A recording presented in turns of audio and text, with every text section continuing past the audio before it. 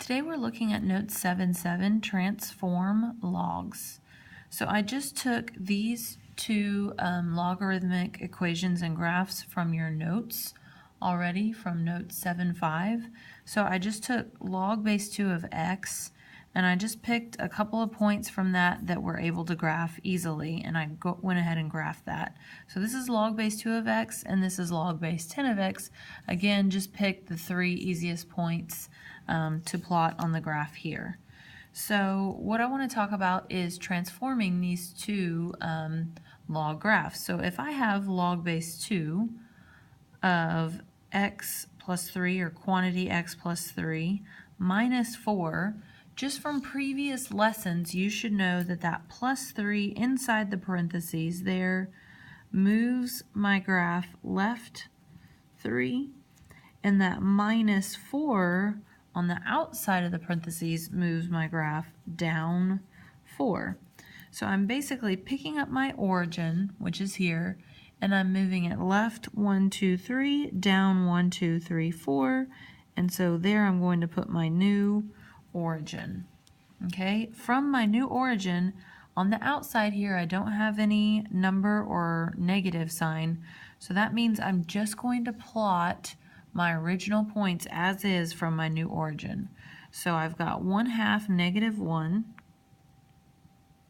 I've got 1, 0 from my new origin, 1, 0, 2, 1, 1, 4, 2, so from my new origin 1, 2, 3, 4, 1, 2, and from my new origin 8, 3, so 1, 2, 3, 4, 5, 6, 7, 8, 1, 2, 3. So because there was no number here on the outside, I just plotted my original points as is from my new shifted origin. Now recall, my origin shifted, so my asymptote also shifted. My asymptote is my dotted line that I need to make sure and draw. So likewise, if I've got log base 10, okay, that minus 1 on the inside there shifts my graph right 1. The plus 2 there on the outside shifts it up 2, so my origin is moving right 1 up 2, new origin. Okay, and from there I'm plotting my original points for log base 10 because there's no number here on the outside. So those original points are 1/10, -1, 1, 0, and 1, 2, 3, 4, 5, 6, 7, 8, 9, 10, 1. So just shifting my graph a little bit. And don't forget to go ahead and draw in your asymptote that is also shifted. Okay. Now this becomes a little different when, and you've worked with this before, you've got a number out in front. So on this one I've got a -3 out in front. And you'll notice my graph didn't shift right, left, any.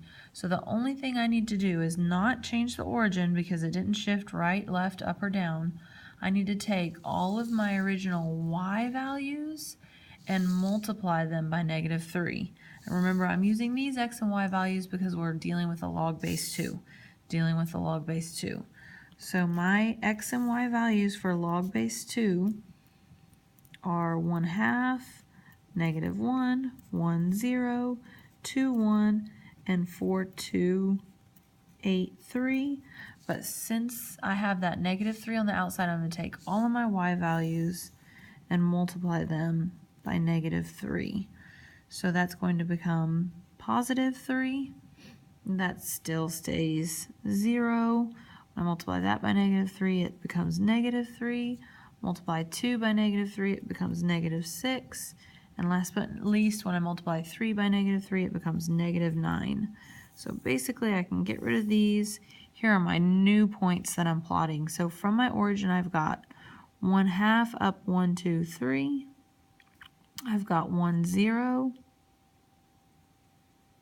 I've got 2, -3. I've got 4, -6. And I've got 8, -9.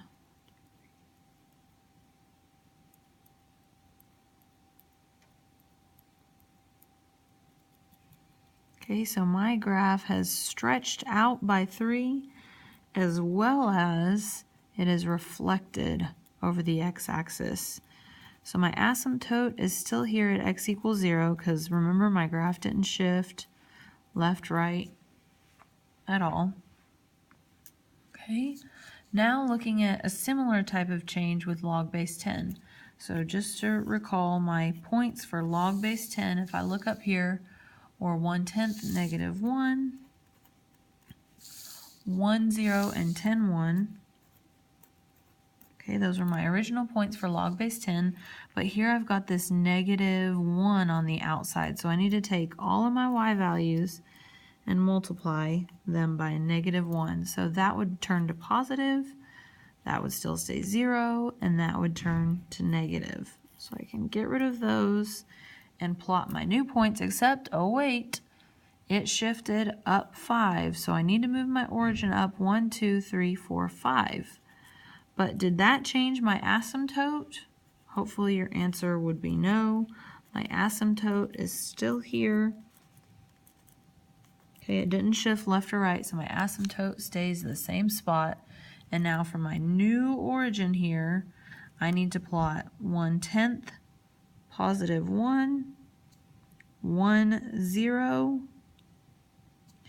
and 10, 1, 2, 3, 4, 5, 6, 7, 8, 9, 10, -1. So I shifted my graph up as well as reflected it.